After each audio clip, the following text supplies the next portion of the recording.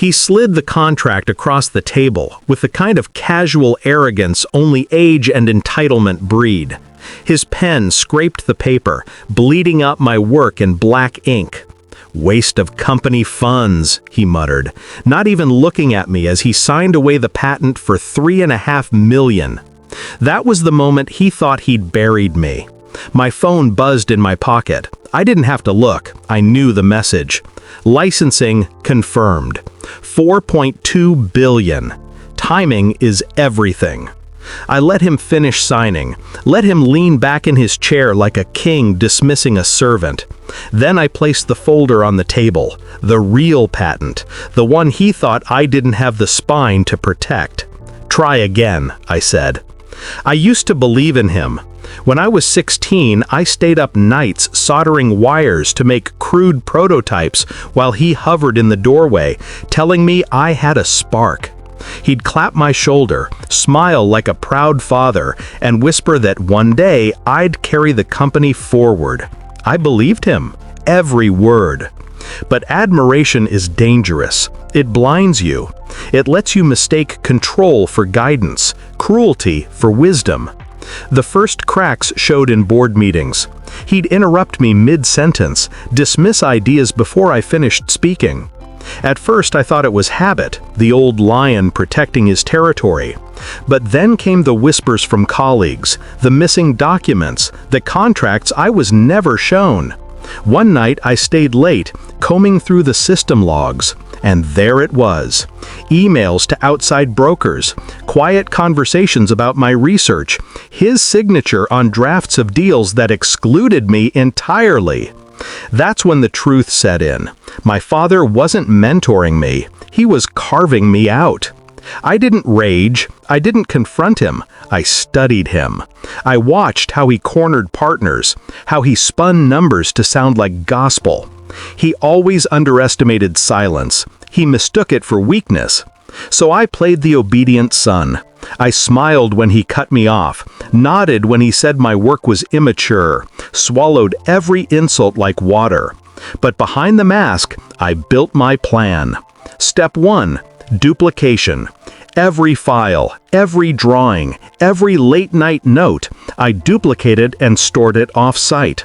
He thought he controlled the vault. He didn't know I had my own. Step 2, allies. Quietly, I courted the very licensing executives he brushed off.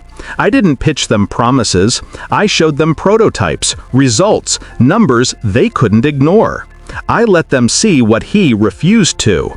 Step 3, timing. I waited for the perfect deal. He thought he'd sold the crown jewel for $3.5 million. By then, my licensing agreement was already inked, just waiting for final confirmation. The day came. He summoned me to his office like a schoolboy. The air smelled of stale cigars and power. He didn't even offer me a seat before he signed the sale. When he dropped the pen, I dropped the patent on the table. Try again. His face changed in slow motion. First, confusion, then irritation, then the dawning horror that he no longer held the leash. He flipped through the pages, searching for a way out, for some legal foothold. There wasn't one. "You," he started. I cut him off with the same precision he used on me for years. $4.2 billion. Licensing, directly under my name. The company doesn't own it, you don't own it, I do. The color drained from his cheeks. For once, he was silent. I let the silence stretch until it pressed on his chest like weight. Then I leaned in, voice steady. "You called it a waste. You signed it away. That's your legacy now, a man who sold gold for dust." His hand trembled against the contract.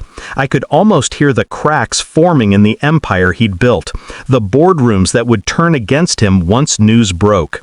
He knew it too, and I wanted him to sit with that knowledge, to taste the bitterness of his own arrogance. I didn't raise my voice, I didn't gloat, I just gathered the folder, slid it back into my briefcase, and stood. "This isn't revenge," I said, watching his eyes search for mercy I no longer had. "This is balance. I walked out without looking back. Outside, the night air felt cleaner.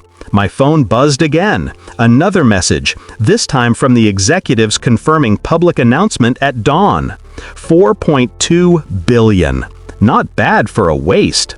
Funny thing about betrayal, it doesn't break you unless you let it.